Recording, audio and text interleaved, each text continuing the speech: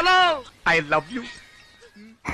Hi armies, இன்றைக்கி நம்ம ஜேகேஎஃப்எஃப் TCP devil cups பொசிஷனோட part 10 தான் பார்க்க போகிறோம். அப்புறம் இதனால் எனக்கு கொஞ்சம் இம்பார்ட்டண்ட் ஒர்க் இருந்துச்சு, ஐம் சாரி. அதனால தான் இவ்வளோ கேப். இதுக்கப்புறம் நான் கேப் விடாமல் பார்த்துக்கிறேன். ஓகேடா, இப்போ நம்ம ஸ்ட்ரெயிட்டாக ஸ்டோரிக்குள்ளே போகலாமா? ஸ்டோரியோட ஓப்பனிங் சீன்லேயே ஒரு இண்டிவிஜுவல் வில்லா காட்டுறாங்க. அந்த வீடு பார்க்கவே ரொம்ப அழகாக இருக்குது. அந்த வீட்டை சுற்றி வேறு எந்த வீடுமே இல்லை, ரொம்ப தூரத்துக்கு. அப்போது அந்த வீட்டில் நீங்கள் தான் இருக்கீங்க. உங்களோட பெட்ரூமில் உட்காந்துருக்கீங்க. உங்கள் பக்கத்தில் ஒரு லேடி உட்காந்துருக்காங்க. அவங்க ரொம்ப நேரமாக உங்ககிட்ட கெஞ்சிட்டே இருக்காங்க. வயன், கொஞ்சமாவது சாப்பிடு, இப்படி பட்டியாக இருந்து உன்னோட உடம்ப கெடுத்துக்க போகிற அப்படின்னு சொல்லிகிட்ருக்காங்க. நீங்கள் அவங்கள பார்த்து கெஞ்சிட்ருக்கீங்க, ப்ளீஸ் என்னை விட்டுருங்க, எனக்கு தான் வேணான்னு சொல்கிறல்ல, எனக்கு பசிச்சா சாப்பிட தெரியும், ஏன் இப்படி என்னை சும்மா தொந்தரவு பண்ணிகிட்டே இருக்கீங்க, சாப்பிடு சாப்பிடுன்னு, என்னை கொஞ்ச நேரம் தனியாக விடுறீங்களா அப்படின்னு சொல்லி கத்துறீங்க. அவங்களும் போட் பண்ணிவிட்டு இதுக்கு மேலே அவங்க கூட போராட முடியாதுன்னு சொல்லி சோகமாக அந்த ரூம்லேருந்து வெளியில் போகிறாங்க. அப்போ அந்த பொண்ணு வெளியே போனோடனே மம்மி அப்படி சொல்லிட்டு ஒரு 2 குழந்தைங்க ஓடி வந்து அவளோட காலை ஹக் பண்ணுறாங்க. அதுங்க 2 ட்வின் பாய்ஸ். ஏய், என்ன இது, இந்த குளிரில் ட்ரெஸ் போடாமல் வெறும் டவலை மட்டும் கட்டிகிட்ருக்கீங்க, எங்கே உங்கள் டேடி அப்படின்னு சொல்லிட்டு முறைச்சிட்டே பார்க்குறாங்க. பார்த்தா ஜின் தான். அவரோட 2 கையிலையும் 2 செட் ஆஃப் ட்ரெஸ்ஸை வச்சுட்டு, அப்பா இவங்க 2 பேரையும் நான் கஷ்டப்பட்டு குளிக்க வச்சுட்டேன், ஆனால் என்னால் ட்ரெஸ் மட்டும் போட்டு விட முடியலம்மா, நீயே போட்டு விட்டுரு அப்படின்னு சொல்லிட்டு அவளோட கன்னத்தை பிடிச்சி கிள்ளிகிட்ருக்காரு. உங்ககிட்ட நான் கொடுத்த ஒரு வேலை கூட உங்களால் உருப்படியாக செய்ய முடியலல்ல, இந்த குளிரில் குழந்தைங்கள வெறும் உடம்போட விட்டு வச்சுருக்கீங்க அப்படின்னு சொல்லி திட்டுறா. ஜியா, இங்கே பாரு, அந்த வாண்டு 2 நான் சொல்கிற பேச்சை கேட்கவே மாட்டேங்குது அப்படின்னு சொல்லிகிட்ருக்காரு. அவங்க சொல்லவே அந்த ஜியா வந்து குழந்தைங்களுக்கு 5 மினிட்ஸில் ட்ரெஸ்ஸை போட்டு விட்டுடுறா. அதை பார்த்துன்னு ஜின் வந்து ஆச்சரியமாக பார்க்குறாரு. இவ்வளோ நேரமாக இந்த வீட்டை சுற்றி வந்தானுங்க ட்ரெஸ் போட மாட்டேன்னு, ஆனால் இப்போது 5 மினிட்ஸில் போட்டாங்க, எல்லாம் என் நேரம் அப்படி சொல்லி தலையில் அடிச்சுக்கிறாரு. டேடி நாங்கள் ரெடி அப்படி சொல்லிட்டு அந்த குழந்தைங்களும் ஜின்னை பார்த்து சிரிச்சுட்டு அங்கேருந்து ஓடுறாங்க. இருங்கடா அவங்கள வச்சுக்கிறேன் அப்படி சொல்லிட்டு டர்ன் பண்ணுறாரு. அப்போ ஜியா வந்து போகிறா. அப்போ ஜியாவோட கையை பிடிச்சி புல் பண்ணுறாரு. என்னங்க, ஒன்றும் இல்லை, விடுங்க, என்ன பண்ணுறீங்க, லிவிங் ஏரியாவில் இருக்கும். அப்புறம் நான் ஒன்று சொல்ல வந்தேன், அதை மறந்தே போயிட்டேன். அந்த ஒயன் பொண்ணு சாப்பிடவே மாட்டேன்றா, நானும் எவ்வளோ ஃபோர்ஸ் பண்ணுறது, அவள் இங்கே வந்தண்ணிலேருந்து ஒழுங்காக சாப்பிடவே மாட்டேன்றா, பட்னியாகவே இருக்கா, இப்படியே பட்னியாக இருந்து உடம்ப கெடுத்துக்க போகிறா. ஜங்குக் மாமா வேறு நம்மளை நம்பி தான் விட்டு போயிருக்காரு, ஆனால் இவன் என்னடான்னா நம்ம சொல்கிற பேச்சே கேட்க மாட்டேன்றா. என்னடி சொல்கிற? அவள் சாப்பிட மாட்டேன்றா, நீங்களாவது வந்து பேசுங்க, நீங்கள் சொன்னால் கேட்குறாளான்னு பார்க்கலாம். நீ சொல்லியே கேட்கல, நான் சொல்லி கேட்டுருவாளா? விட்டு, அவளுக்கு பசிச்சா அவள் சாப்பிடுவா, எனக்கு சூடாக ஒரு காஃபி கிடைக்குமா அப்படின்னு சொல்கிறாரு. யார் சாப்பிட்டா சாப்பிடலாம், உங்களுக்கு வேணும் வாங்க போட்டு தரேன் அப்படி சொல்லிட்டு 2 பேர் சிரிச்சுட்டு கிச்சனுக்குள்ளே போயிட்டுருக்காங்க. ஆனால் இங்கே நீங்கள் ரூமில் உங்களுக்கு பசியே தாங்க முடியல, வயிற்றுக்குள்ளேருந்து சவுண்டாக வந்துட்டுருக்கு. இதுக்கு மேலே அடம் பிடிச்சா நம்மளால் பாடி தாங்க முடியாது அப்படி சொல்லிட்டு உங்கள் பக்கத்தில் இருக்க டேபிளில் ஃபுட்டு இருக்குது, அதை எடுத்து சாப்பிட ஆரம்பிக்கிறீங்க, அதுவும் வேக வேகமாக. அப்போ கரெக்டாக ஃபுட்டு உங்கள் த்ரோட்டில் ஸ்டக் ஆகிடுச்சி. ஐயோ, தண்ணி வேறு இல்லையே அப்படி சொல்லிட்டு நீங்கள் சுற்றி முற்றி பார்க்குறீங்க, அங்கே தண்ணியே இல்லை. அப்போ திரும்ப உங்கள் தொண்டிலேருந்து அப்படி சொல்லி விற்கிட்டே இருக்குது. அப்போது சடனாக ஒரு ஹேண்ட் வந்து உங்களுக்கு தண்ணி கொடுக்குது. நீங்கள் யாருன்னே பார்க்காம அதை வாங்கி மடக்குன்னு குடிக்கிறீங்க. தேங்க்ஸ் அப்படி சொல்லிட்டு ஃபைனலி யாரா தண்ணி கொடுத்ததுன்னு சொல்லி ஃபேஸை பார்க்குறீங்க. அது வேறு யாரும் இல்லை, ஜியா தான். உங்களை பார்த்து லைட்டாக ஒரு ஸ்மைல் பண்ணிவிட்டு நின்றுட்டுருக்கா. நீங்கள் திருட்டு முழிக்கிறீங்க. என்னாச்சு, ஏன் இவ்வளோ கோவப்படுறீங்க? அப்போவே சாப்பிட்ருக்கலாம்ல. இங்கே பாரு வயன், நாங்கள் எல்லோரும் உன்னை பாதுகாப்பு பண்ணுறதுக்காக தான் போராடிட்டுருக்கோம், நீ கொஞ்சமாவது கோஆப்ரேட் பண்ணணும்ல அப்படிங்க அவளை பார்த்து பவர்ட்டி ஃபேஸோட நீங்கள் சொல்கிறதெல்லாம் கரெக்டு தான், ஆனால் என்னை அந்த வீட்டிலேருந்து இந்த வீட்டுக்கு ஷிஃப்ட் பண்ணும்போது அவன் என்னை எப்படி தூக்கிட்டு வந்தான் தெரியுமா? ஏதோ வீடு காலி பண்ணி திங்ஸ் எல்லாம் தூக்கிட்டு வர மாதிரி என்னை மூட்டையில் கட்டி இங்கே எடுத்துகிட்டு வந்து வீசிட்டான். இந்த மாதிரி பண்ணால் எனக்கு கோவம் வருமா வராதா? என்கிட்ட ஒரு வார்த்தை சொல்லியிருக்கலாம்ல. என்கிட்ட தெளிவாக சொல்லியிருந்தா நானே அவன் கூட வந்திருப்பேன். நீங்களே சொல்லுங்கள், இது நியாயமா? அதுக்கு நீ வீட்டில் அமைதியாக இருந்திருக்கணும். வீட்டை விட்டு ஓடி போகிறவளுக்கெல்லாம் அவ்வளோ சீன் இல்லை அப்படின்னு சொல்லி ஒரு மேன்லியான வாய்ஸ் கேட்குது. அப்போ 2 பேருமே டர்ன் பண்ணி பின்னாடி பார்க்குறீங்க. பார்த்தா ஜேகே தான் அவரோட ஸ்லீவ்ஸை ஃபோல்ட் பண்ணிவிட்டு அந்த ரூம்குள்ளே மேன்லியாக என்ட்ரு ஆகுறாரு. பின்னாடியே ஜின்னும் வராரு. அப்போ நீங்களா ஜேகேவை பார்த்து பயங்கரமாக முறைக்கிறீங்க. ஜேகேவும் ஸ்ட்ரெயிட்டாக உங்களே தான் பார்த்துட்ருக்காரு. ஓகே, இப்போ ஒரு குட்டி ஃப்ளாஷ்பேக் சொல்கிறேன். நீங்கள் வீட்டை விட்டு ஓடி போனீங்க இல்லையா, அன்றைக்கி என்ன நடந்திருக்குன்னா, ஜேகே வந்து ஆல்ரெடி பிளானில் தான் இருந்திருப்பார் உங்களை வந்து ஜின் கூட கொஞ்ச நாள் தங்க வைக்கலான்னு. ஏன்னா அவங்க வந்து அவங்க ஃபேமிலியோட டார்ஜிலிங் வெக்கேஷன் போகிறதா பிளான் பண்ணியிருப்பாங்க. ஸோ உங்களையும் அவர் கூட அனுப்பலான்னு இருந்திருப்பார். பட் அதுக்குள்ளே அவர் குடிச்சிட்டு அவரோட ஃப்ளாஷ்பேக்லாம் ஞாபகம் வந்து உங்கள் கூட ஒரு மாதிரியாக நடந்திருப்பார் இல்லையா, அதில் நீங்கள் பயந்து வீட்டை விட்டு ஓடி இருப்பீங்க. கொஞ்ச நேரத்தில் ஜேகே வந்து போதையெல்லாம் தெளிஞ்சு கண்ணு முழிச்சு பார்ப்பாரு. பார்த்தா நீங்கள் வீட்டிலே இருக்க மாட்டீங்க. அது தெரிஞ்சோடனே ஜேகேக்கு செம்மையாக கோவம் வந்திருக்கும். அவர் உடனே அவரோட பைக்கை எடுத்துகிட்டு உங்களை தேடிட்டு வந்திருப்பார். நீங்கள் அங்கே ஒரு ஸ்ட்ரீட்டில் புலம்பிகிட்டே போயிருப்பீங்களா. உங்களை டக்குன்னு கையை பிடிச்சி யாருக்கும் தெரியாத மாதிரி ஒரு சந்துக்குள்ளே புல் பண்ணி உங்கள் கன்னத்துலேயே 4 அரை விட்டுருப்பார். அதுக்கப்புறம் சின்னுக்கு ஃபோன் பண்ணி இந்த மாதிரி நான் கூட்டிகிட்டு வரேன் அப்படின்னு சொல்லிவிட்டு உங்களை அப்படியே கையை காலெல்லாம் கட்டி தூக்கி காரில் போட்டு ஜின்னோட வீட்டில் கொண்டு வந்து விட்டுருப்பார். அதுக்கப்புறம் எதுவுமே நடக்காத மாதிரி ஜேகே எகெயின் அவரோட வீட்டில் போய் தூங்கியிருப்பார். ஜின் வந்து உங்களை இப்படியே ஃப்ளைட்டில் டார்ஜிலிங் வரைக்கும் கூப்பிட்டு போக முடியாதுன்னு சொல்லி உங்கள் கூட பேசி சமாதானப்படுத்தி அப்புறமா தான் அந்த டார்ஜிலிங் கூப்பிட்டு போயிருப்பார். நீங்களும் ஜின் சொன்னோடனே கொஞ்சம் அவர் மேலே நம்பிக்கை வச்சு வந்திருப்பீங்க. இதுதான் நடந்திருக்கும். ஜேகே பண்ண அலப்பறையில் நீங்கள் ஜேகேவை பார்த்து பயங்கரமாக முறைச்சிட்ருக்கீங்க. ஜேகேவும் உங்களை தான் நக்கலாக பார்த்துட்ருக்காரு. அப்போ ஜியா வந்து டர்ன் பண்ணி, ஓ மாமா வாங்க, எப்போ வந்தீங்க அப்படின்னு சொல்லி அவர் கூட ஃபார்மலாக பேசிகிட்ருக்கா. அப்போ ஜேகே வந்து அவளை பார்த்து லைட்டாக ஒரு ஸ்மைல் பண்ணிவிட்டு திரும்பவும் உங்களை தான் பார்த்து முறைச்சிட்ருக்காரு. இந்த குட்டிச்சாத்தனை கொஞ்சம் கேர்ஃபுல்லாக ஹேண்டில் பண்ணு ஜியா அப்படின்னு ஜேகே சொல்கிறாரு. அதை கேட்டுன்னு உங்களுக்கு செம்ம கோவம் வருது. என்னது, நான் குட்டிச்சாத்தானா? நீ தான் அரக்க முரட ஒரு பொண்ணோட ஃபீலிங்ஸ் புரிஞ்சிக்க தெரியாத சைக்கோ. நீ என்ன பார்த்து சொல்கிறியா அப்படின்னு சொல்லி நீங்கள் பாட்டு வாயில் வரதெல்லாம் திட்டிகிட்டே இருக்கீங்க. என்னடி சொன்ன அப்படின்னு சொல்லி ஜேகே வந்து அவரோட கையை முறுக்கிட்டு உங்ககிட்ட வராரு. பட் ஜின் வந்து அதுக்குள்ளே ஜேகேவோட கையை பிடிச்சி அந்த ரூம்லேருந்து வெளியே தரன்னு இழுத்துட்டு போகிறாரு.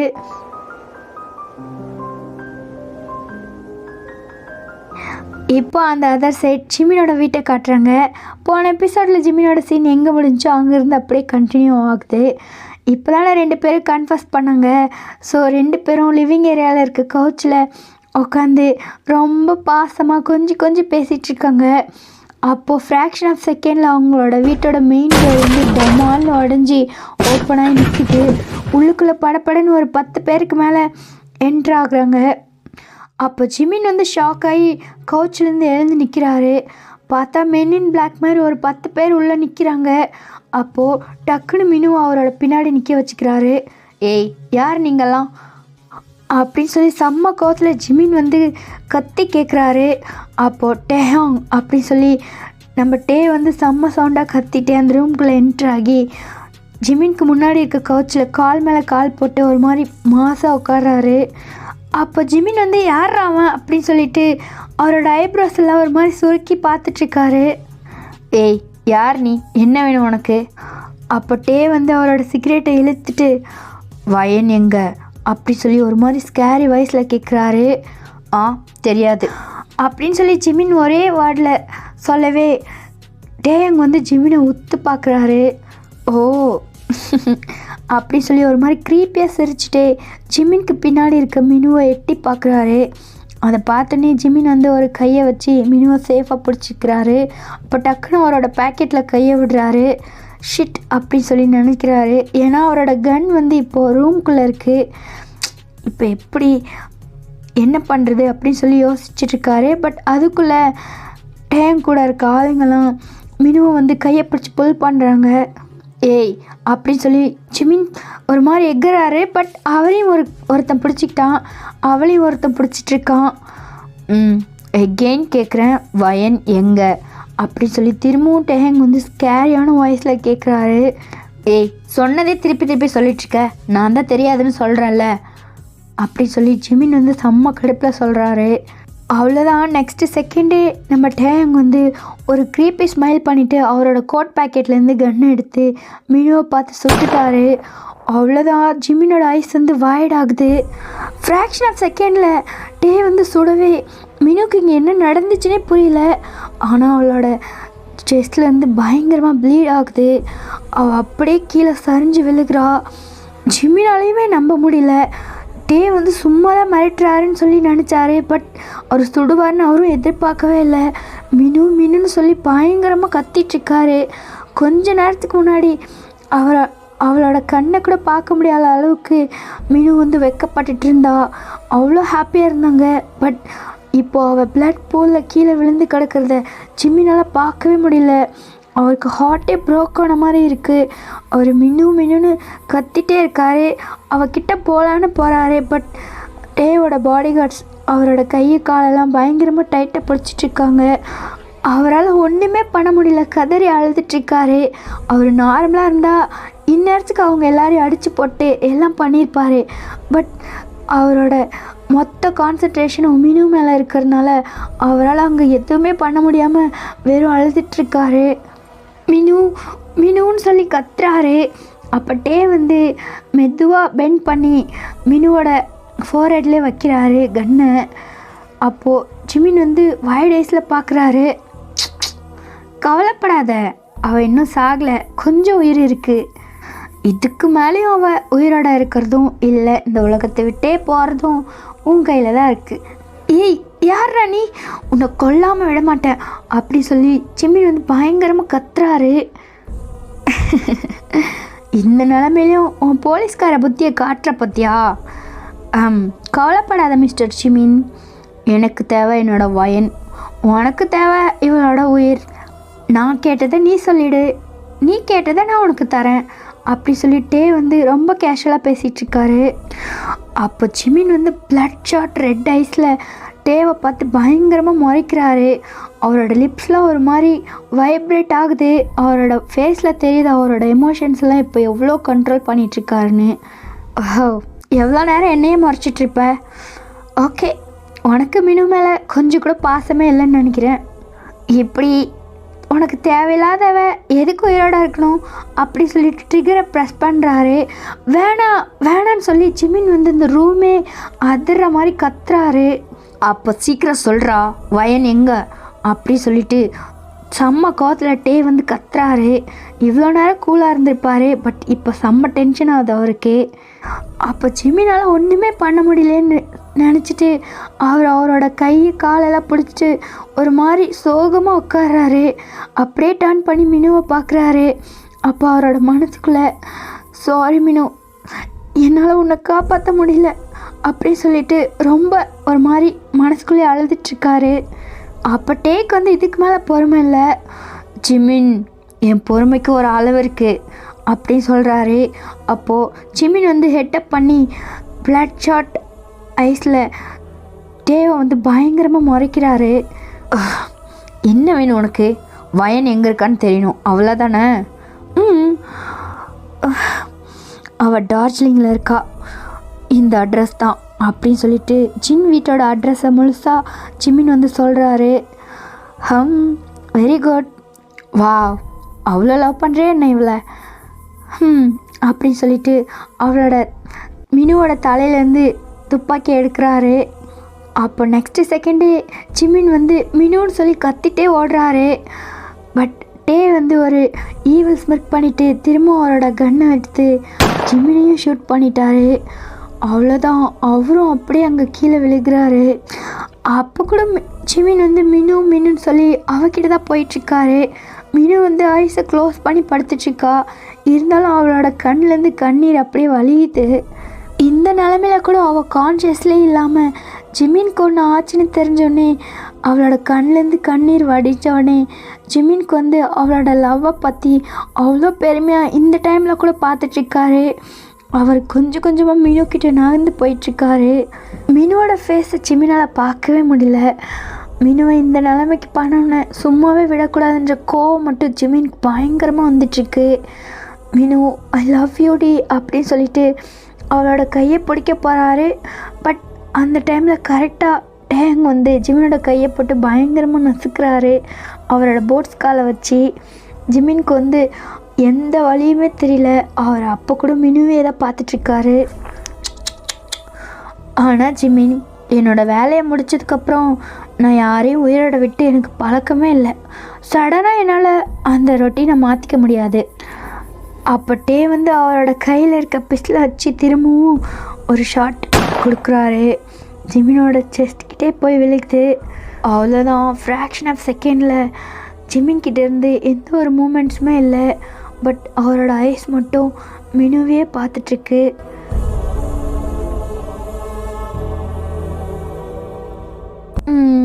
அச்சோ, லவ் பேர்ட்ஸ் பார்க்குறதுக்கே ரொம்ப கஷ்டமாக இருக்குல்ல. ஆமாம் இல்லைடா? இல்லை பாஸ், அவனுக்கு இது தேவைதான். தேவைதானே? வா, நம்ம வந்த வேலை முடிஞ்சது. நெக்ஸ்ட்டு நம்மளோட டார்கெட் என் வயன் டார்லிங் தான். இப்போ அவள் டார்ஜிலிங் இருக்கா அப்படின்னு சொல்லிட்டு டே வந்து அவரோட கையில் கன்னை சுற்றிட்டு அந்த வீட்டிலேருந்து கேஷுவலாக வெளியில் போயிட்டாரு.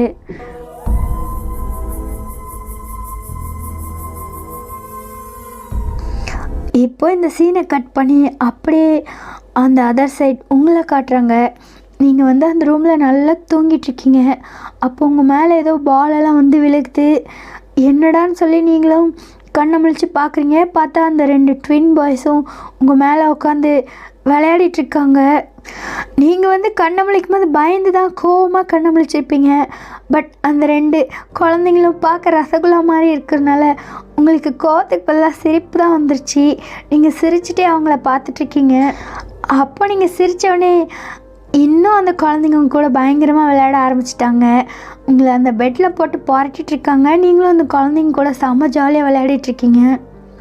அச்சோ, இந்த 2 வாண்டு கொஞ்ச நேரம் கூட அமைதியாக இருக்காது. எப்போ எந்த கேப்பில் இங்கே வந்தானுங்கன்னு தெரியல அப்படின்னு சொல்லிட்டு ஜியா வந்து புலம்பிகிட்டே வந்து அவளோட 2 கையிலையும் 2 குழந்தைங்களையும் தூக்கிக்கிட்டா. சாரி ஒயின், இவங்க 2 பேரும் உன்னை ரொம்ப டிஸ்டர்ப் பண்ணிட்டாங்கன்னு நினைக்கிறேன். என் கண்ணு முன்னாடி தான் விளையாடிட்டு இருந்தாங்க. எப்போ எஸ்கேப் ஆகி வந்தாங்கன்னு தெரியல. இதோ இப்போ தூக்கிட்டு போகிறேன் அப்படி சொல்லிட்டு 2 குழந்தை தூக்கிட்டு போக போகிறாங்க. இல்லை, நான் எதுவும் நினைக்கல. அவங்க கூட விளையாடுறது எனக்கு ரொம்ப பிடிச்சிருக்கு. எனக்கும் ரொம்ப போர் அடிக்குது அப்படின்னு சொல்லி நீங்கள் பவர்ட்டி ஃபேஸோடு சொல்லிகிட்ருக்கீங்க. அப்போ அந்த 2 குழந்தையும் ஆல்ரெடி ஜியாவோட கையில் கீழே இறங்குறதுக்காக துள்ளிகிட்டே இருப்பாங்க. இப்போது நீங்கள் சிரிச்சுட்டே அழகாக சொல்லவே ஜியாவும் கீழே இறக்கி விடுறா. 2 குழந்தையும் ஓடி வந்து உங்கள் மேலே ஜம்ப் பண்ணுறாங்க. நீங்களும் பயங்கரமாக சிரிக்க ஆரம்பிச்சிட்டிங்க. அப்போ ஜியாவும் சைலண்ட்டாக உங்களே பார்க்குறா. நீங்கள் இத்தனை நாளாக ரொம்ப ஒரு மாதிரி பிரேக் ஆகி பாவமாக இருந்துச்சு உங்களை பார்க்குறதுக்கு. இப்போ நீங்கள் குழந்தைங்க கூட விளையாடவே சரி, இப்படியாவது உங்களோட மனசு கொஞ்சம் டிஸ்டர்ப் இல்லாமல் இருக்கட்டும் அப்படின்னு சொல்லிட்டு அவள் நினச்சிட்ருக்கா. ஏன்னா உங்களை பற்றி உங்களுக்கு என்ன நடந்துச்சுன்னு எல்லாமே ஜியாவுக்கு தெரிய வந்திருக்கும். அதை கேட்டோன்னே அவளுக்கு செம்ம ஷாக்கிங்காக இருக்கும். எப்படி ஒருத்தவங்க மேலே அவ்வளோ பாசம் வச்சுட்டு எல்லாமே அவன்தான் நினைக்கும் போது திடீர்னு அது எல்லாமே நாடகம்னு சொன்னால் ஒருத்தரால் ஏற்றுக்க முடியாது. வாழ்க்கையை முடிஞ்சுதான் நினைப்பாங்க இல்லையா? அந்த இடத்துலேருந்து யோசித்து பார்த்தா அவங்களோட சிச்சுவேஷன் ஜியாவுக்கு ரொம்பவே கஷ்டமாக இருந்துச்சு. அவள் உங்கள் கதையை கேட்டு ஒரு நாள் நைட்டு ஃபுல்லாக தூங்கவே இல்லை. ஜின் தான் ஜியாவை சமாதானப்படுத்தி தூங்க வச்சிருப்பார். அதெல்லாம் நினச்சி ரொம்ப வேதனையோடு உங்களை பார்த்துட்ருக்கா. நீங்கள் சிரித்தோடனே ரொம்ப அழகாக இருக்கீங்கன்னு சொல்லி உங்களே பார்த்துட்ருக்கா. வயன், உனக்கு ஒன்றும் டிஸ்டர்ப் இல்லைனா ஓகே. பட் இவனுங்க 2 பேரையும் சமாளிக்கிறது ரொம்ப கஷ்டம். நோ, நான் ஆன்ட்டிக்கிட்டேருந்து வரமாட்டேன் அப்படி சொல்லிட்டு அந்த 2 குழந்தை திரும்ப உங்களை பிடிச்சிட்டு விளையாடிட்டுருக்காங்க. இருக்கட்டும், எனக்கு ரொம்ப பிடிச்சிருக்கு, நான் அவங்க கூட கொஞ்ச நேரம் விளையாடுறேன் அப்படின்னு சொல்லி நீங்களும் சொல்லிகிட்ருக்கீங்க. ஓகே அப்படின்னு சொல்லிட்டு ஜியாவும் அந்த ரூம்லேருந்து வெளியே போக போகிறா. ஒரு நிமிஷம் அப்படின்னு நீங்கள் கூப்பிட்றீங்க. அப்போ ஜியா டர்ன் பண்ணி உங்களை பார்க்குறா. நான் உங்ககிட்ட ஒன்று கேட்கணும்னு நினச்சேன். சொல்லு வயன், என்ன? அது ஏன் அவர் அப்படி இருக்காரு? சத்தியமாக என்னால் முடியல. யாரை சொல்கிற வயன்? நீங்கள் யாரை பற்றி கேட்குறீங்கன்னு ஜியாக்கு நல்லாவே புரியுது. இருந்தாலும் உங்ககிட்ட கொஷினாக பார்த்துட்ருக்கா. அதான் அந்த போலீஸ் ஒரு பொண்ணுக்கிட்ட அப்படியே பிஹேவ் பண்ணுவாங்க. நானும் அவனை காப்பாற்ற சொன்னேன், அவரை தானே என்னை காப்பாற்றினாரு. என்னமோ ஒரு அக்யூஸ்டை ட்ரீட் பண்ணுற மாதிரி என்னை அடிக்கிறதும் மிரட்டுறதும் ஒரு மாதிரியாக பண்ணுறான். என்னை ரொம்ப ஹர்ட் பண்ணுறான். எப்படியோ போட்டும், நான் செத்து போகிறேன். நான் எப்படி போனால் அவனுக்கு என்னை காப்பாற்றினதும் காப்பாற்றிட்டு இப்படியெல்லாம் என்னை ரொம்ப ஹர்ட் பண்ண எனக்கு ரொம்ப கஷ்டமாக இருக்குது. இது கூட பரவாயில்ல, அன்றைக்கி என்னோடய சேலையை அப்படின்னு சொல்ல வரீங்க, அப்போ டக்குன்னு அமைதி ஆகுறீங்க. ஆனால் உங்கள் கண்ணில் கண்ணீர் மட்டும் பயங்கரமாக ஊற்றிட்டே இருக்குது. அச்சோ வயன், இங்கே பாரு, நான் ஏற்கனவே நிறைய ஏமாந்துட்டேன், நிறைய வலி அனுபவிச்சிட்டேன். அதுவே என்னால் தாங்க முடியல. அந்த போலீஸ் அவர் வேற என்ன ரொம்ப வேதனைப்படுத்துகிறாரு. எனக்கு ரொம்ப கஷ்டமாக இருக்கு அவன் என்கிட்ட நடந்துக்கிறதெல்லாம். வயன், என்ன சொல்கிற? நீ நினைக்கிற மாதிரி ஜேகே மாமா ஒன்றும் ரொம்ப மோசமானவர் இல்லை, அவர் ரொம்ப நல்லவர். நீ அவரை ரொம்ப தப்பாக புரிஞ்சிட்ருக்கன்னு நினைக்கிறேன். அப்போ நீங்கள் ஹெட்டப் பண்ணி ஜியாவை பார்க்குறீங்க, ஒரு மாதிரி ஒரு சேட் ஸ்மைல் பண்ணுறீங்க. அப்போது நீங்கள் இந்த மாதிரி பயங்கரமாக ஃபீல் பண்ணோன்னே ஜியாக்கே ரொம்ப கஷ்டமாயிடுச்சு. அப்போ அவங்க ஃபேஸை பிடிக்கிறா. வயன், இல்லை மாமா அப்படிப்பட்டவர் இல்லை, இப்போ தான் அப்படி மாறிட்டார். உங்ககிட்ட மட்டும் இல்லை, எல்லார்கிட்டையும் அவர் அப்படி தான் நடந்துக்கிறாரு. அவரும் அவரோட வாழ்க்கையில் இழக்கக்கூடாது இதெல்லாம் இழந்துட்டார். அந்த இழப்புகள் தான் அவர் அந்த மாதிரி மாற்றிடுச்சு. அவரோட கண்ணு முன்னாடியே அவரோட குடும்பத்தை மொத்தமாக தீ வச்சு கொளுத்திட்டாங்க. அவரோட கண்ணு முன்னாடியே அவரோட குடும்பத்தை காப்பாற்ற முடியலன்ற விரக்தி தான் அவர் இந்த மாதிரி மாற்றி வச்சிருக்கு. அந்த கொடுமையான வழிகளை தாங்க முடியாமல் தான் அவர் இப்போது ஒரு மாதிரி நடைப்பெற மாதிரியே நடந்துக்கிறாரு. அப்போ நீங்கள் ஷாக் ஆகி என்ன சொல்கிறீங்க அப்படின்னு சொல்லி பதட்டமாக கேட்குறீங்க. அப்போது ஜியாவும் உங்கள் ஃபேஸை பார்த்துட்டு சொல்கிறேன் அப்படின்னு சொல்லிட்டு சொல்ல ஆரம்பிக்கிறா. இப்போ ஃபியூ இயர்ஸ் பேக் ஜேகேக்கும் மாயாவுக்கும் மேரேஜ் ஆகி 3 மாதம் ஆயிருக்கும். ஜேகேக்கு மாயா பைத்தியம் பிடிச்சிருக்கும். அதாவது எப்போ பாரு மாயான்னு சொல்லிட்டு மாயா பின்னாடியே சுற்றிட்டுருப்பார். ஏன்னா அவங்க 2 பேரோட சோளம் மிக்ஸ் ஆன மாதிரி 2 உடல் ஒரு உயிர்னு சொல்லுவாங்க இல்லையா, அப்படி வாழ்ந்துட்டுருக்காங்க. கொஞ்சம் கொஞ்சமாக ஜேகேவை மாயாவால் ரசிக்க முடியல. அவரோட கம்பீரம், அவரோட ஆளுமை, அவரோட மேன்லினஸ், அவர் சொல்கிறத எல்லாரும் கேட்குற அந்த ஒரு பவர், இதில் வேறு பத்தாத்துக்கு அடிக்கடி ஜேகேவோட வீர சாகசமெல்லாம் நியூஸில் வேறு வரும். அதனால் மாயாவுக்கு ஒரு நாள் பார்த்தாது ஜேகேவை கொஞ்சிறதுக்கு. அவளும் ஜேகே மேலே அவ்வளோ அப்சஸ்டாக இருப்பாள். ஜேகேவும் மாயா மேலே அவ்வளோ அப்சஸ்டாக இருப்பாங்க. 2 பேரும் யார் ரொம்ப அதிகமாக லவ் பண்ணுறாங்கன்னு சொல்லி அவங்க நைட்லலாம் ப்ரூஃப் பண்ணுவாங்க. 2 பேரும் உருண்டு புரண்டு அவ்வளோவா லவ் பண்ணுவாங்க. அப்புறம் கடைசியில் மாயா தான் தோற்று போவா, ஜேகே தான் வின் பண்ணுவார். சரி, இன்றைக்கி நைட்டு நீ, நாளைக்கு நான் தான் வின் பண்ணுவேன் அப்படி சொல்லிட்டு இப்படியே டெய்லியும் அவங்களுக்குள்ளே தொடர்ந்துகிட்டே இருக்குது. 2 பேரும் அவ்வளோ அழகான ஒரு லைஃப்பை லீட் பண்ணிகிட்ருக்காங்க. இப்போது ஒரு ஃபைன் டே ஜேகே அவரோட ரூமில் ரெடி ஆகிட்ருக்காரு. மாயா ஜேகேக்காக காஃபி எடுத்துகிட்டு அவர் ரூம்குள்ளே என்ட்ராகிறா. என்னங்க காஃபி அப்படி சொல்கிறா. அப்போ டக்குன்னு ஜேகேக்கு அவரோட ஃபோன் ரிங் ஆகுது. ஏய் இருடி ஒரு நிமிஷம் அப்படின்னு சொல்லிட்டு ஜேகே அவரோட ஃபோனை பார்க்குறாரு. பார்த்தா அன்னோன் நம்பராக இருக்குது. அவரும் அட்டன் பண்ணி சைலண்ட்டாக காதில் வைக்கிறாரு. யோ ஏசிபி, என்ன குடும்பம் பொண்டாட்டின்னு சொல்லி சந்தோஷமாக வாழ்கிற எண்ணம் கொஞ்சம் கூட இல்லையா? அனாதையாக பைத்தியம் பிடிச்சி ரோட்டில் சுற்றணுன்னு ரொம்ப துடிக்கிற அப்படின்னு சொல்லி ஒரு மேன்லியான வாய்ஸ் ஜேகேவை மிரட்டுது. அதை கேட்டோன்னே ஜேகேக்கு செம்மையாக கோவம் வருது. அவரோட கையை முறுக்கிறாரு. பட் ஆப்போசிட்டில் மாயா ஜேகேவை லைட்டாக சிரிச்சிட்டே பார்க்கவே அவரோட கோவத்தெல்லாம் கண்ட்ரோல் பண்ணிவிட்டு மாயாவை பார்த்துட்டு ஒரு ஸ்மைல் பண்ணுறாரு. என்னங்க அப்படின்னு மாயா கேட்குறா. அப்போ ஜேகே வந்து ஸ்மைல் பண்ணிவிட்டு அவரோட கையில் சிக்னல் காமிக்கிறாரு, கொஞ்சம் தண்ணி வேணும் அப்படின்னு. அப்போ அவளும் சிரிச்சுட்டே சரி நான் எடுத்துகிட்டு வரேன் அப்படின்னு சொல்லிட்டு அங்கேருந்து கீழே போயிட்டா. மாயா போயிட்டான்னு தெரிஞ்சோடனே அந்த ஃபோனில் ஏய் யார்கிட்ட பேசுகிறேன்னு தெரியுதா அப்படின்னு சொல்லி பயங்கர சவுண்டாக கத்துறாரு.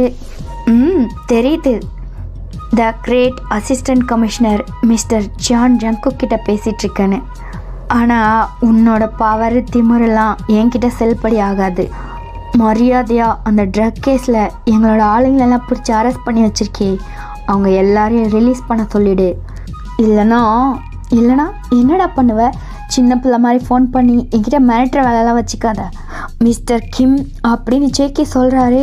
அந்த பேரை கேட்டோடனே அந்த மிஸ்டர் கிம் வந்து ஒரு மாதிரி பயப்படுறாரு. என்ன பேரை கேட்டவுடனே பயப்படுற?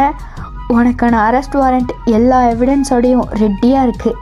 உன் கையில் ஹேண்ட்கஃபை பூட்டி உன்னை ரோட்டில் தரன்னு இழுத்துட்டு வர்றது மட்டும்தான் பேலன்ஸ் இருக்குது அப்படின்னு சொல்லி பயங்கர மாதம் சொல்லிகிட்ருக்காரு.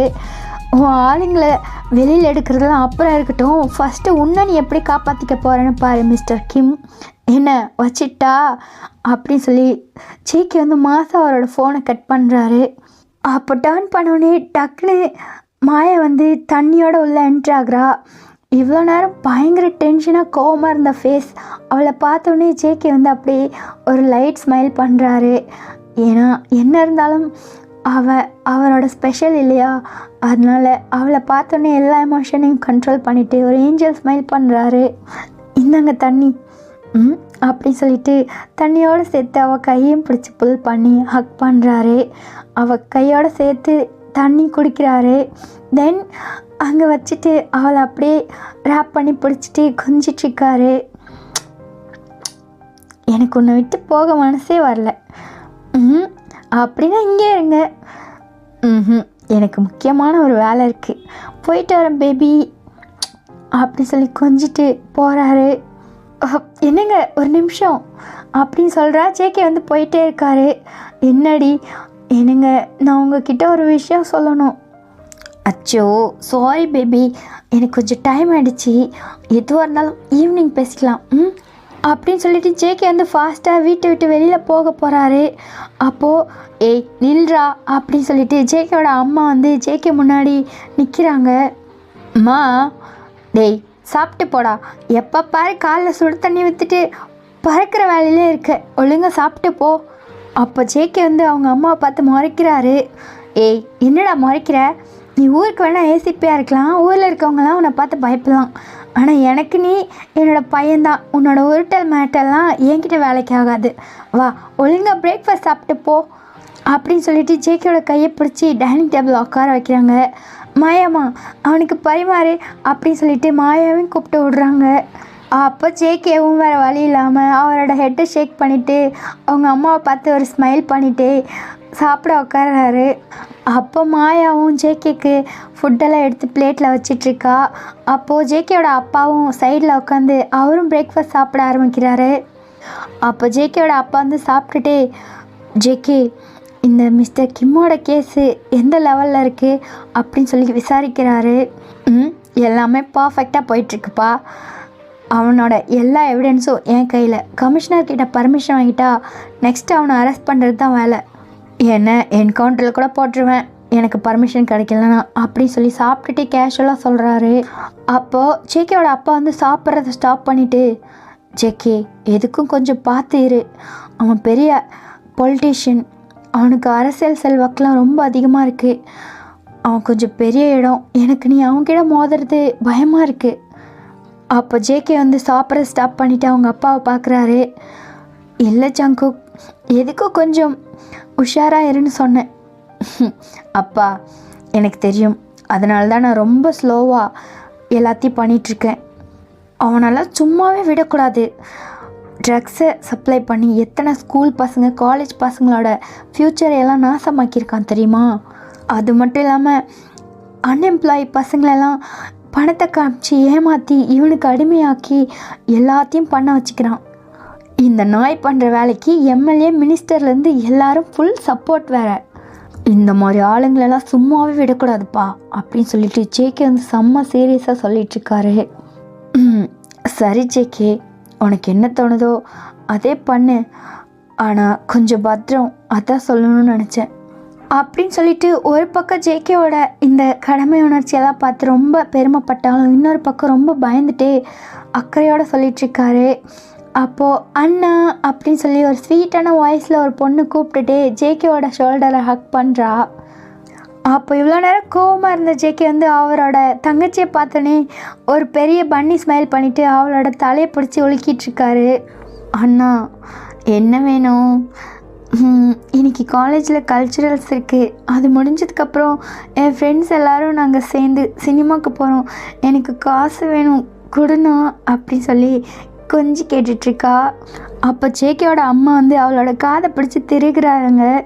ஏய், உனக்கு எவ்வளோ தைரியம் இருந்தால் சினிமாவுக்கு போகிறோம் காசு கொடுன்னு எங்ககிட்டே தைரியமாக கேட்பேன், என்ன பயம் விட்டு போச்சா? அப்போது உங்ககிட்ட கேட்காம பக்கத்து வீட்டுக்காரங்கக்கிட்டே கேட்க முடியும் அப்படின்னு சொல்லி கத்திட்டுருக்கா.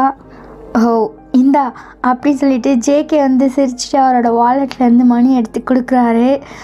ஐ தேங்க்யூ அண்ணா அப்படி சொல்லிட்டு பேக்லேருந்து ஹக் பண்ணி தேங்க்யூ அண்ணா அப்படின்னு சொல்லிட்டு அப்புறம் மாயாவுக்கு ஒரு கிஸ் பண்ணிவிட்டு அவங்க அம்மாவை இடிச்சு விட்டுட்டு பாய் அப்படின்னு சொல்லிட்டு ஓடிட்டுருக்கா.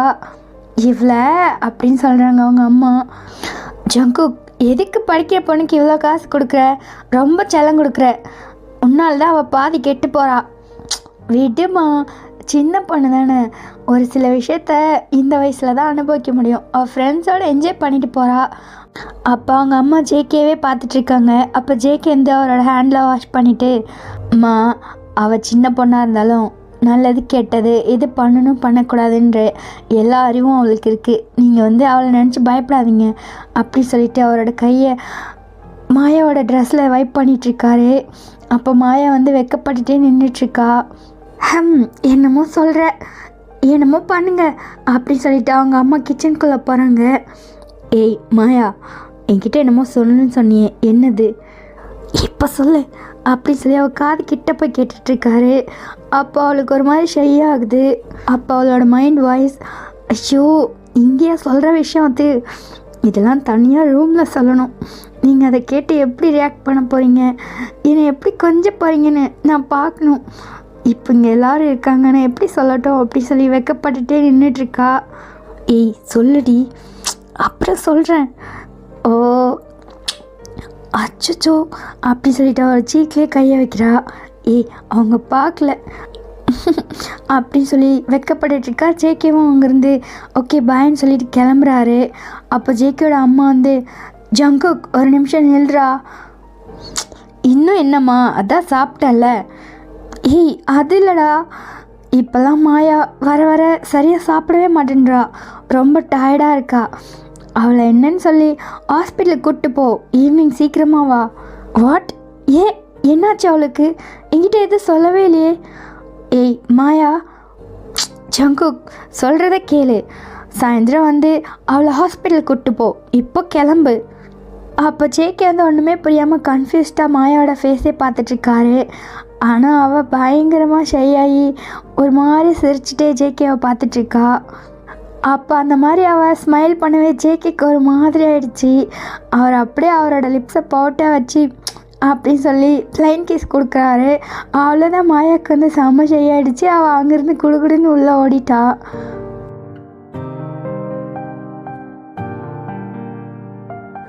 இப்போ டைம் ஸ்கிப்ஸ். ஜேகே வந்து கமிஷனர் ஆஃபீஸில் உட்காந்துட்ருக்காரு. அவர் கொஞ்சம் ஃபைல்ஸ் எல்லாம் ஆரம் கிட்டே கொடுத்துருக்காரு. ஆரம் வந்து அவரோட ஃபைல்ஸ் எல்லாம் செக் பண்ணிகிட்ருக்காரு. எல்லா எவிடன்ஸும் பர்ஃபெக்டாக இருக்குது, இன்னும் ஏன் டிலே பண்ணணும் ஜங்குக்? இல்லை சார், எல்லாம் சரியாக தான் போயிட்டுருக்கு, பட் இந்த பொலிட்டிஷியன்ஸ் எல்லாம் நடுவில் பூந்து பிரச்சனை பண்ணாமல் இருந்தால் சரி, எல்லாமே ஸ்மூத்தாக போயிட்டுருக்கு. அதெல்லாம் நான் பார்த்துக்கிறேன் ஜங்குக், எல்லா எவிடன்ஸும் நம்ம கையில் இருக்கும்போது அவங்களால நம்மளை ஒன்றும் பண்ண முடியாது, நீ தைரியமாக ஆக்ஷன் எடு அப்படின்னு சொல்கிறாரு. அதை கேட்டோடனே ஜேகே ஸ்மைல் பண்ணிவிட்டு ஓகே சார் தேங்க்யூன்னு சொல்லி சல்யூட் பண்ணிவிட்டு அவரோட ஃபைல்ஸ் எல்லாம் வாங்கிட்டு போகிறாரு. அவ்வளோதான், டிசிபிக்கிட்டே பர்மிஷன் வாங்கிட்டார்ல, ஸோ ஸ்ட்ரெயிட்டாக அவரோட போலீஸ் ஃபோர்ஸ் டீம் எல்லாம் கூப்பிட்டுட்டு ஸ்ட்ரெயிட்டாக மிஸ்டர் கிம்மோட வீட்டுக்கு தான் போகிறாரு அவரை அரெஸ்ட் பண்ணுறதுக்காக. அப்போது வீட்டுக்குள்ளே ரொம்ப அதிரடியாக என்ட்ரு ஆகும்போது அங்கே வந்து மிஸ்டர் கிம் வந்து ரொம்ப ஹாயாக காஃபி குடிச்சிட்ருக்காரு. அப்போ ஜேகேவும் கொஞ்சம் கூட பயப்படாமல் ரொம்ப மாசாக அவருக்கு முன்னாடி இருக்க சேரில் போய் கால் மேலே கால் போட்டு உட்காந்துட்டு மிஸ்டர் கிம்மையே பார்த்துட்ருக்காரு. ஓ வாங்க ஜங்குக், என்ன இந்த பக்கம், காஃபியா டீயா, என்ன சாப்பிட்றீங்க? அப்போ ஜேகே வந்து அந்த கிம்மை பார்க்குறாரு. அவர் ஒரு மாதிரி நக்கலாக சிரிச்சிட்ருக்காரு. ஓ நக்கல், யூஆர் அண்டர் அரெஸ்ட். நீங்கள் காஃபி குடிச்சு முடிச்சிட்டிங்கன்னா கொஞ்சம் எழுந்து என் கூட வரீங்களா? இல்லைனா என்ன பண்ணுவீங்க அப்படின்னு சொல்லி நக்கலாக கேட்குறாரு. அப்போ ஜேகேக்கு வந்து இப்படி ஒரு கிரிமினல் இவ்வளோ தெனாவட்டா எவ்வளோ தைரியமாக பேசுகிறான்னு செம்ம வருது. ஜேகே வந்து பல்ல கடிச்சிட்டு ரோட்டில் ஜெட்டியோட உங்களை இழுத்துட்டு போக வேண்டியது வரும் அப்படின்னு சொல்லி கோபமாக சொல்கிறாரு. சரிதான், ஆமாம் எதுக்காக என்ன அரெஸ்ட் பண்ணுறீங்க அப்படின்னு சொல்லிட்டு அவரோட சேரில் சாஞ்சி நக்கலாக உட்காந்து கேட்குறாரு. போதை மருந்தை கடத்தினது அப்புறம் அதை சப்ளை பண்ணது, இதுக்காக தான் உங்களை அரெஸ்ட் பண்ணுறோம் மிஸ்டர். ஓஹோ சரி, அதெல்லாம் நான் தான் பண்ணேன்னு உங்ககிட்ட என்ன எவிடன்ஸ் இருக்குது? எவிடன்ஸ் இல்லாமல் உங்ககிட்ட நெருங்க முடியுமா? நீங்கள் தான் ரொம்ப பெரிய ஆளாச்சே. உங்களோட அல்லக்கை ஒருத்தன் இருந்தானே, அவன் எங்களோட ஆஃபீஸில் வந்து சரண்டர் ஆகிட்டான். அப்புறம் உங்களுக்கே தெரியாமல் எடுத்த நிறைய சீக்ரெட் வீடியோஸ், அப்புறம் நிறைய போதைப்பொருள், இது எல்லாத்தையுமே எங்கள் டிபார்ட்மெண்ட் சீஸ் பண்ணிடுச்சு. ஸோ உங்களுக்கு வேறு ஆப்ஷனே இல்லை, உங்களால் தப்பிக்கவே முடியாது அப்படின்னு சொல்லிட்டு ஜேகே வந்து ரொம்ப கேஷுவலாக அவரோட ஷோல்டரை ஷெக் பண்ணி காட்டுறாரு. அப்போ இதெல்லாம் கேட்டவுடனே இவ்வளோ நேரம் கூலாக இருந்த மிஸ்டர் கிம்மோட ஃபேஸ் வந்து ஒரு மாதிரி டல் ஆகிடுச்சு. ஏன்னா அவரோட கூட இருந்தோடனே இந்த மாதிரி அவரை போட்டு கொடுப்பான்னு அவன் எதிர்பார்க்கவே இல்லை. ஷிட் அப்படின்னு சொல்கிறாரு. ஜேகே வந்து இவனை இழுத்துட்டு வாங்க அப்படின்னு சொல்கிறாரு. அப்போ 2-3 போலீஸ் வந்து அந்த மிஸ்டர் கிம்மை பிடிக்கிறாங்க. டேய் ஜங்குக், என்னோடய பவர் தெரியாமல் மோதுற நீ, உன்னை இருந்த இடம் தெரியாமல் அழிச்சிடுவேன் அப்படி சொல்லி பல்ல கடிச்சிட்டு மிஸ்டர் கிம் வந்து கத்துறாரு. அப்போ ஜேகே வந்து அந்த வீட்டிலேருந்து வெளியே போனார். அவர் சொன்னதை உடனே கேட்டவுடனே அப்படியே ஸ்டாப் ஆகி நின்று அவரோட ஃபோர்ஹெட் ரப் பண்ணுறாரு. அப்போது ஃபாஸ்ட்டாக வேகமாக மிஸ்டர் கிம் கிட்ட வந்து அவர் போட்டிருக்க ட்ரெஸ் எல்லாம் போட்டு கிழிக்கிறாரு. அப்போ அவர் ஜட்டியாக நிற்கிறாரு. இப்போ இவனை இழுத்துட்டு வாங்க அப்படின்னு சொல்லிட்டு கெத்தாக போகிறாரு. அப்போ மிஸ்டர் கிம்க்கு வந்து ஒரு மாதிரி ரொம்ப அவமானமாயிடுச்சு. அது மட்டும் இல்லாமல் ஜேகே மேலே செம்மையாக கோவம் வருது. அவரோட பல்ல வந்து பயங்கரமாக கடிக்கிறாரு. செம்ம கோவத்தில் ஜேகேவை பார்த்து மறைச்சிட்ருக்காரு. ஃபைனலி மிஸ்டர் கிம் அங்கேருந்து அரெஸ்ட் பண்ணி கொண்டு போய் லாக் பண்ணிட்டாங்க. நெக்ஸ்ட் டே வந்து கோர்ட்டில் ஆர்ஜர் பண்ணணும். பட் அதுக்குள்ளே ஜேகேக்கு வந்து நிறைய கால்ஸ் வந்துகிட்டே இருக்குது. நிறைய பொலிட்டீஷியன்ஸ் பெரிய இடத்துலேருந்து கால் வந்துகிட்டே இருக்குது. இந்த மாதிரி மிஸ்டர் கிம் வந்து ரிலீஸ் பண்ண சொல்லி ஜேகேக்கு வந்து அந்த காலெல்லாம் அட்டன் பண்ணவே சுத்தமாக விருப்பம் இல்லை. அதனால் செம்ம கடுப்பில் இருக்கார். இல்லை அடிக்கடி மாயா வேறு ஃபோன் பண்ணி ஜேகேக்கு கூப்பிட்டுட்டே இருக்கா. அப்போ ஜேகே வந்து செம்ம கடுப்பில் ப்ரெஷர் தாங்க முடியாமல் அந்த ஃபோனை வந்து அட்டன் பண்ணுறாரு. ஏய் என்னடி வேணும் உனக்கு அப்படின்னு சொல்லி ஒரு மாதிரி ஃப்ரஸ்ட்ரேஷனில் எரிச்சலாக கத்துறாரு. அதை கேட்டோடனே மாயா வந்து அப்படியே ஸ்டன் ஆகிட்டா. ஒன்றும் இல்லை, டென்ஷனாக இருக்கீங்களா? இல்லை, ரொம்ப ஜாலியாக இருக்கேன். என்ன விஷயம் சீக்கிரம் சொல்லி தொலை. இல்லை, நீங்கள் ஃப்ரீ ஆகிட்டு எனக்கு கால் பண்ணுங்கள் அப்படின்னு சொல்லி மாயா டக்குன்னு ஃபோனை வச்சுட்டா. அவளுக்கு ரொம்ப கஷ்டமாயிடுச்சு. அவளை திட்டிடமேனு ஜேகேக்கும் ஒரு பக்கம் கஷ்டமாயிடுச்சு. ஜங்கு, அவளை ஏண்டா திட்டினேன்? அவளுக்கு வேறு உடம்பு சரியில்லைன்னு சொன்னாங்க. காலையிலேருந்து என்னமோ சொல்லணும்னு வேறு துடிச்சிட்ருக்கா. ஃபஸ்ட்டு அவளை ஈவினிங் போய் ஹாஸ்பிட்டல் கூப்பிட்டு போகணும். நான் திட்டினதில் எதுனா ஃபீல் ஆகிருப்பாளோ என்னமோ, கண்டிப்பாக ரொம்ப சேடாக இருப்பா அப்படின்னு சொல்லி ஜேகே வந்து ஃபீல் பண்ணிவிட்டு அப்புறம் அவரோட ஒர்க்கில் வந்து ரொம்ப பிஸியாகி பயங்கர சின்சியராக ஒர்க் பண்ணிகிட்ருக்காரு. இருந்தாலும் அப்பப்போ மாயோட ஃபேஸ் வந்து ஜேகே கண்ணு முன்னாடி வந்து போகுது. அவரால் வேலையில் ஃபுல்லாக கான்சன்ட்ரேட் பண்ணவே முடியல. அப்போ ஜேகே வந்து அவரோட ஃபோனை எடுத்து வாட்ஸ்அப்பில் மாயாவுக்கு மெசேஜ் பண்ணுறாரு. சாரி பொண்டாட்டி, கொஞ்சம் ஒர்க் ப்ரெஷர், அதனால தான் கத்திட்டேன், லவ் யூ அப்படின்னு சொல்லி சென்ட் பண்ணுறாரு. அப்போ அந்த மெசேஜும் சென்ட் ஆகுது. பட் ப்ளூடிக் வரவே இல்லை. என்னவா கோவமாக இருக்காளோ அப்படின்னு சொல்லிட்டு ஜேகே வந்து கால் பண்ணுறாரு. பட் அவள் காலும் அட்டன் பண்ணவே இல்லை. அடுத்தடுத்து ஒரு 2-3 டைம் கால் பண்ணுறாரு. மாயா வந்து கால் அட்டன் பண்ணவே இல்லை. ஓகே அப்படின்னு சொல்லிட்டு ஜேகேவும் வேலை பார்க்க ஆரம்பிச்சிட்டாரு. அப்போ இதெல்லாம் ரொம்ப நேரமாக கவனிச்சிட்டு இருந்த மிஸ்டர் கிம் வந்து லாக்அப்குள்ளே இருந்து பயங்கரமாக சிரிக்க ஆரம்பிக்கிறாரு. அப்போ ஜேகே வந்து என்னடான்னு சொல்லி அவரோட ஃபேஸை ஒரு மாதிரியாக வச்சுட்டு அந்த மிஸ்டர் கிம்மை பார்க்குறாரு. ஏசிபி, உன் ஃபோனுக்கு ஒரு வீடியோ வந்திருக்கோம், அது என்னன்னு பாரு. அப்போது அவன் சொல்லி வாய மூடுறதுக்குள்ளே ஜேகேயோட ஃபோனுக்கு வந்து ஒரு வீடியோ மெசேஜ் வருது. ஜேகேவும் என்னன்னு சொல்லி அதை ஆன் பண்ணி பார்க்குறாரு. அவ்வளோதான், அதை பார்த்த நெக்ஸ்ட்டு செகண்டே ஜேகேயோட ஐஸ் வந்து பயங்கரமாக வாய்ட் ஆகுது. ஏன்னா அந்த வீடியோவில் அவரோட வீடே ஃபுல்லு பற்றி எரிஞ்சிட்ருக்கு.